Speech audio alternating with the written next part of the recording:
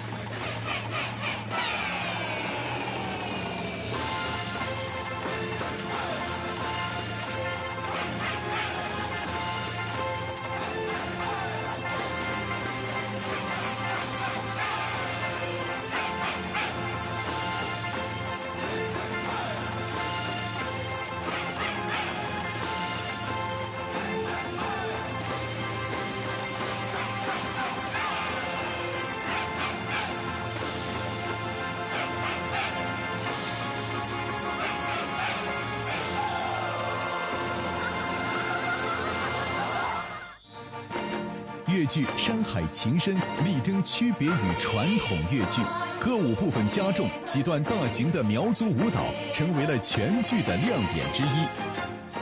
上海越剧院我来排过很多戏哈，上海越剧院它的整个演绎的理念，它是非常的现实主义的，当然也有浪漫主义，但是在写意写实的舞台样式当中，它偏重于写实。如果我沿用前面到上海越剧院来排戏的那些创作思维，那种方式呢，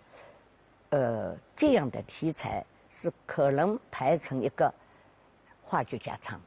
那现代戏嘛，又是这些人物又是那么的实实在在，那么的真实，那么的充满了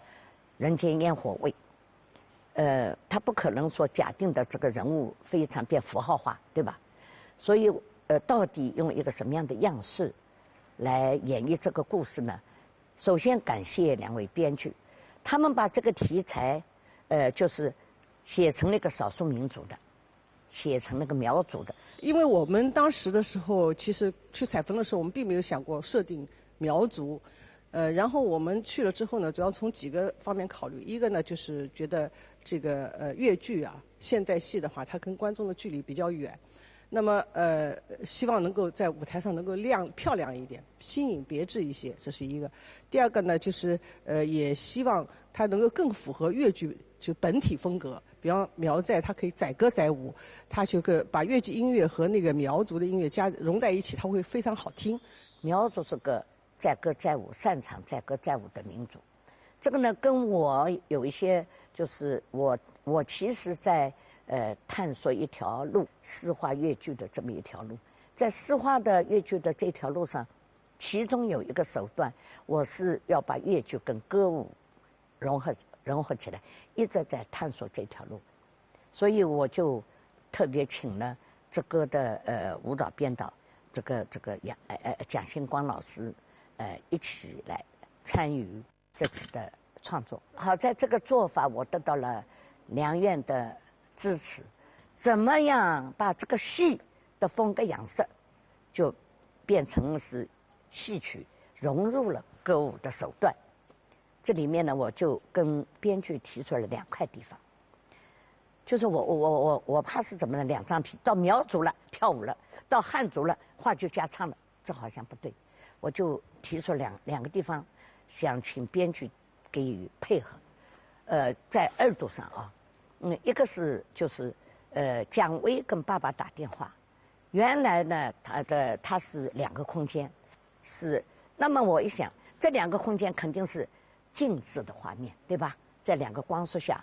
电话当中，然后各自怎么唱。我说这个一个呢，舞台上发生了事件，本身舞台节奏就要激化，还有一个为了要跟歌舞化，就是能够匹配，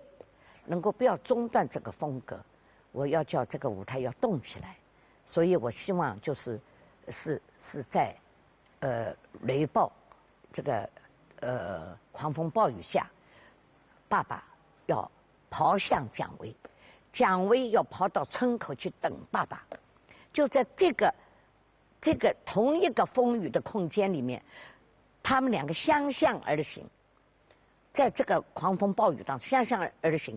个人心里想什么，一个想爸爸，一个想女儿，这样呢，我舞台上就是有一个可以这个行为啊，可以调度，可以歌舞化，戏曲歌舞化啊，可以动起来。那再加上那些做小山猪的移动啊，那么这个移动呢，就营造一个人物在竹林里穿梭，寻找对方这么一个行为。狂风暴雨有这些小山猪去表现啊，这样呢，我还是一个等于说是能够歌舞化的一个场面。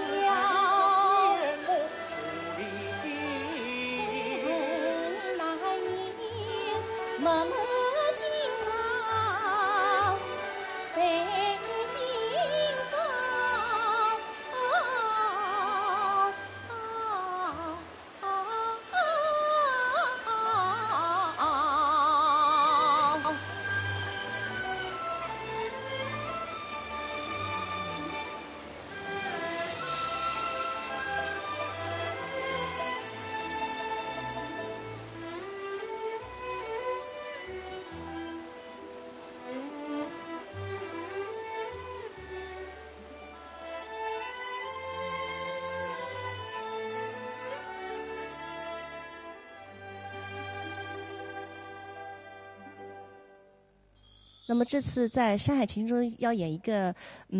比较中性的，然后性格又是比较像男孩子一样的，然后又是桀骜不驯的，有理想有抱负的这样一个年轻人，所以对我来说应该说是挑战是蛮大的。那么刚接到这样一个任务的时候呢，我感到非常的荣幸。也非常的光荣，因为《山海情深》这一剧呢，在我们粤剧院来说，是这么多年，倾力了全院的力量来打造的这么一部剧，所以当时很开心、很幸福，觉得。那么同时呢，也带来的就是重重的、沉沉的压力，因为这样一个角色在戏里面戏份也其实也是挺重的嘛，所以就是怎么把这个人物的个性。演出来，对我来说是一个最大的考验。这一次我在《山海情深》剧目当中，我是扮演了上海一个原前的干部，叫蒋大海。剧中呢，实际上让我感动点呢，实际上是这样一个上海原前的一个干部，他抛弃了很多，甚至是女儿对他的那种误解，以为他是到外面圆钱是为了3年以后回来能够升级就根本没想到只不过他是一个功利的，没有想到他是真心实意的想去做。那么实际上我个人感觉蒋大海这个人物，他是通过第一次下去看到了一些情况，比方说像这么穷的山沟里边，如何让他们快速脱贫呢？那么就介绍他们外出打工就是男人们都出去了，那么接下来就出现另外一个问题了，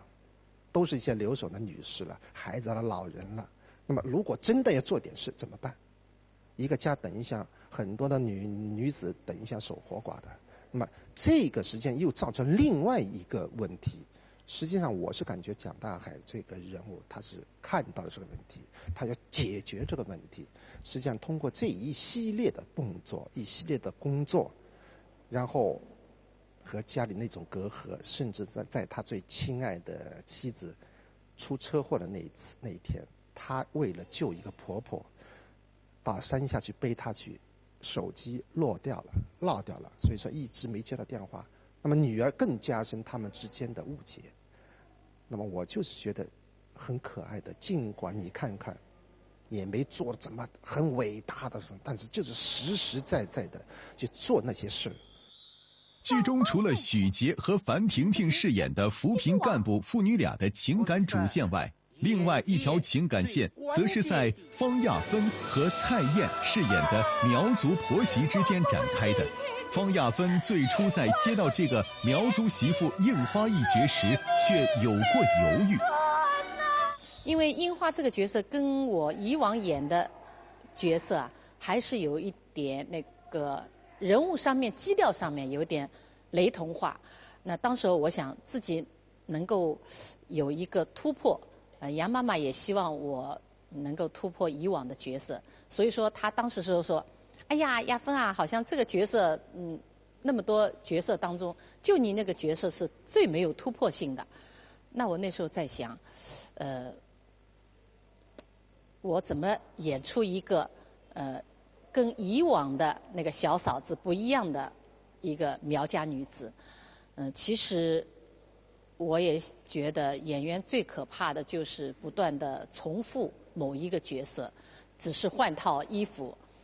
里面的内心的东西，你的外形的东西都是相似的，这是演员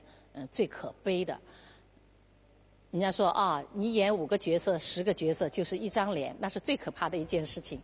所以说我拿到这个本子以后，当时的时候也是有很大的困惑，因为确实他也是一个外柔内刚、忍辱负重，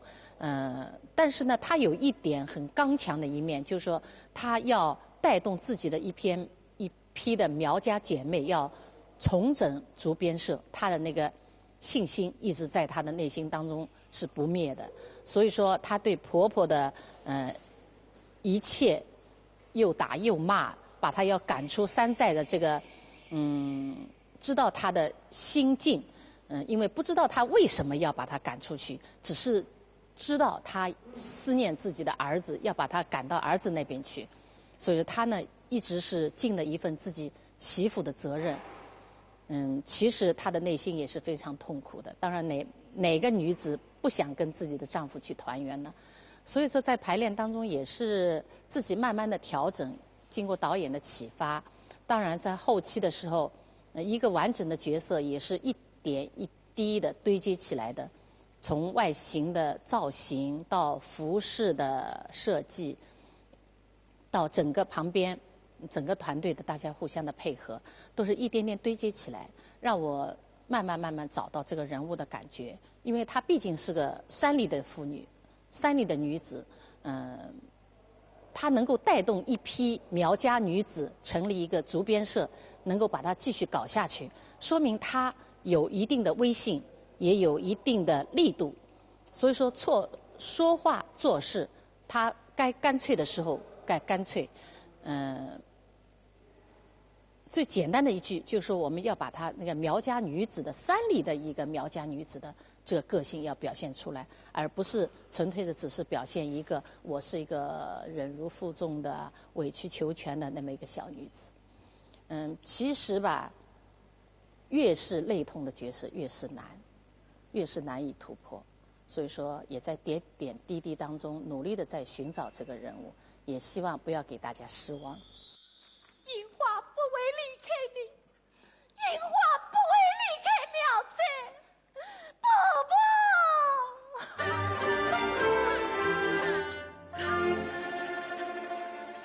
我的亲娘啊！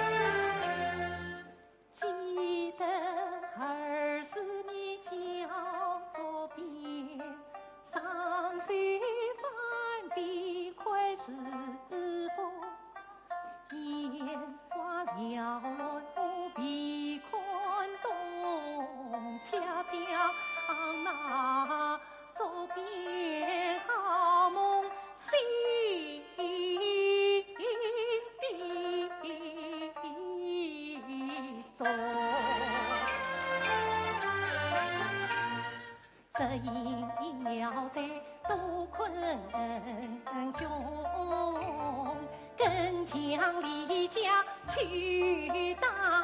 工。这盼姐妹少心痛，樱花离时光他作别，为咱家乡英雄。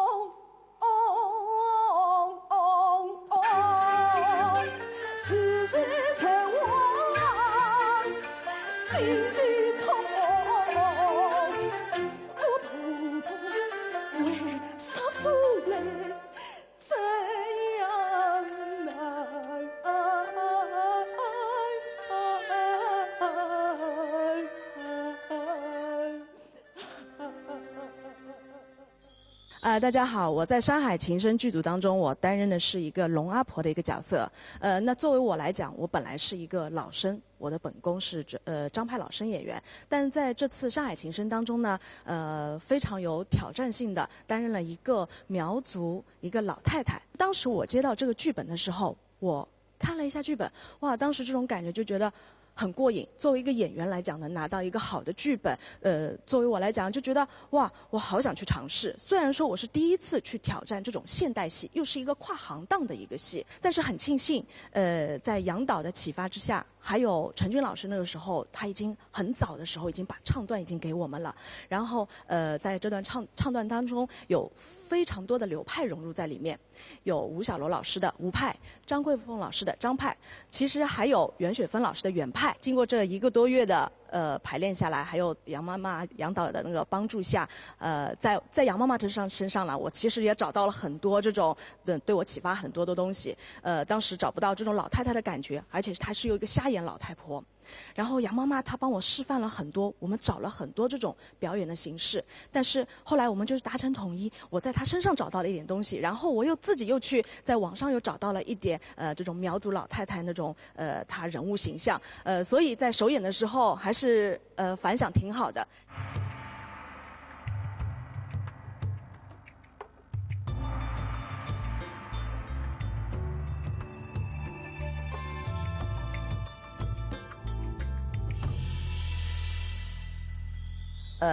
这个戏的融入歌舞性，融入现代音乐，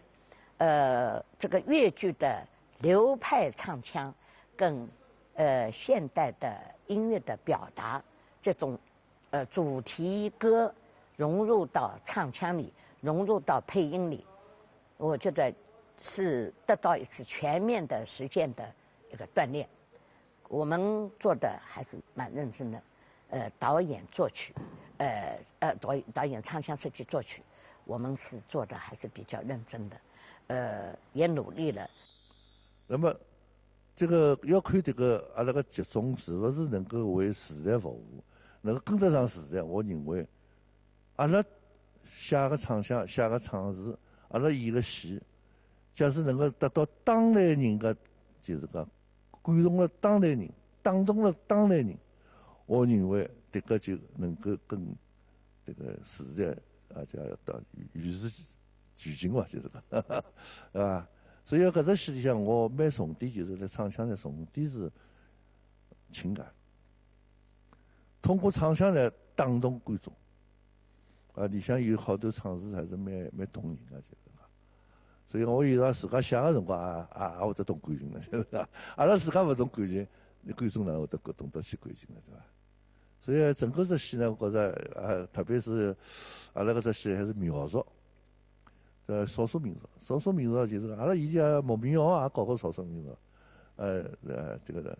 方亚峰演个牧民谣啊，对个，也是连续个这个是，那么搿它是描述个，所以我来了这个写唱腔前头，我自家来了网浪向收集了交关，就是描述音乐，就是描述个民歌啊、山歌啊、情歌啊，包括就是讲。描述个这个电视，描述现在个电视个配音啊，包括舞蹈音乐，都听了听，听了听，把点点点，来了歌文啊，来了唱腔里啊，尽量把它结合起来，就是讲。那么相对来讲，还勿好逃脱越界，就是我是这个是我一直创作的根本。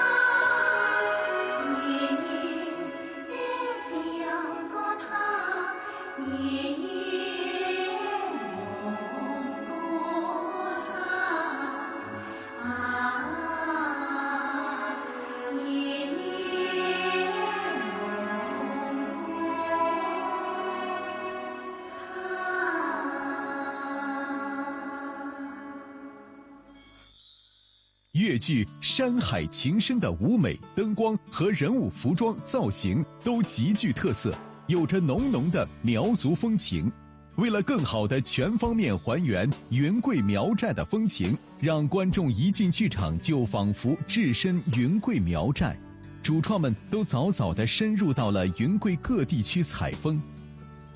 以前我对这个贵州的这个印象啊，其实就是几个字：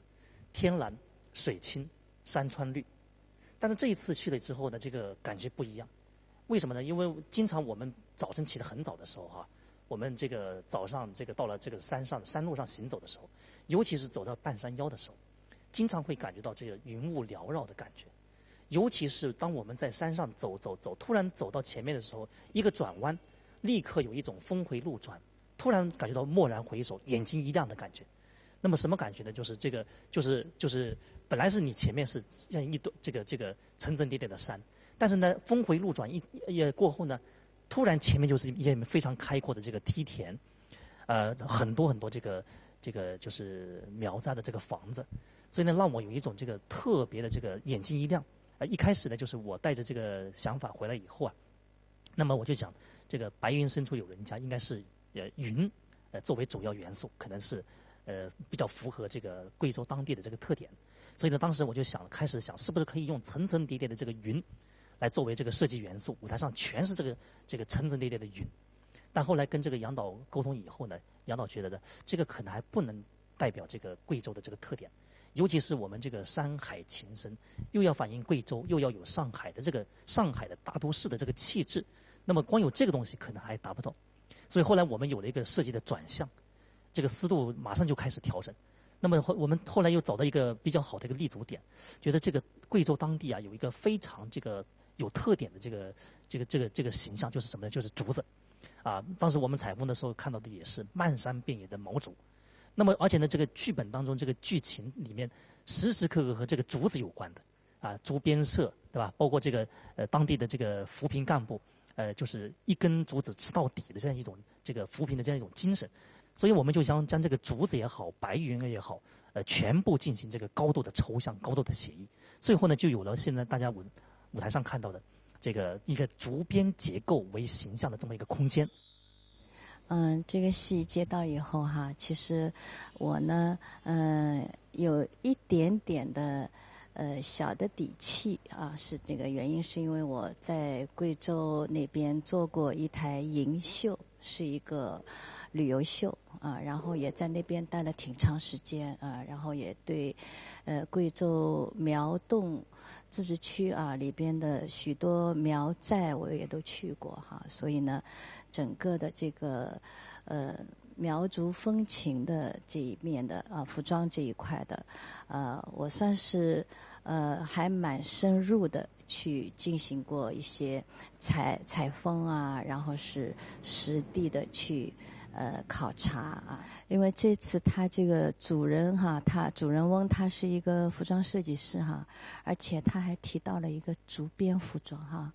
其实这个之前我对竹编服装是没有任何概念，所以呢，这次从创作这个角度来讲哈，我是很既兴奋，然后也觉得有一定的这个挑战，能够通过自己的一些努力哈，就把本来觉着不太可能的一些这个创作哈，把它变成是一个可能的东西，这个也是我特别愿意做的。整个造型上面呢，那么我们7月份去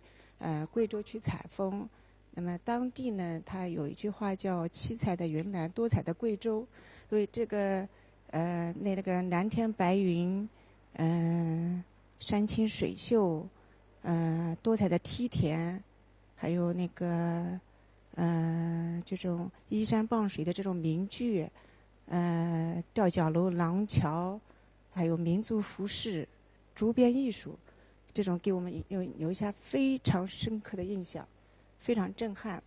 所以这次我们在这种剧中的人物造型、服饰上面，都有所呈现。就是在服饰整个就是那个苗银这一块啊，头饰这个造型这一块呢，那么我们所有的这些饰品啊什么的，都是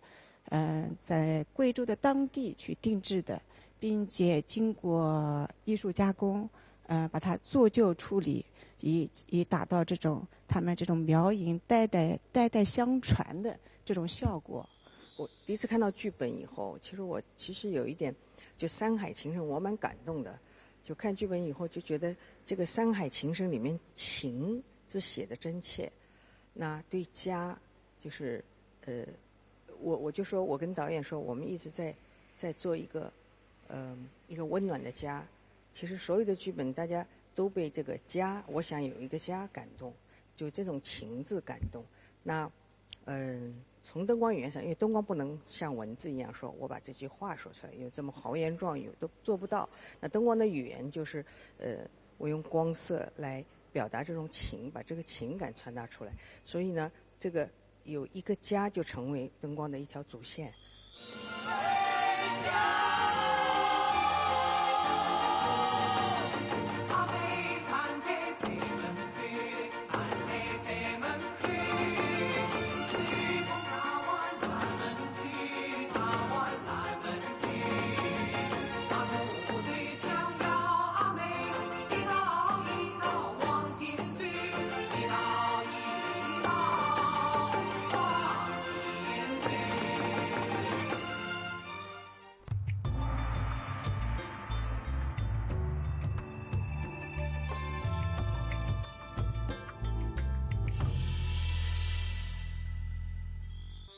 从接到任务到最后的演出，只有半年不到的时间，落地排练更是只有1个多月。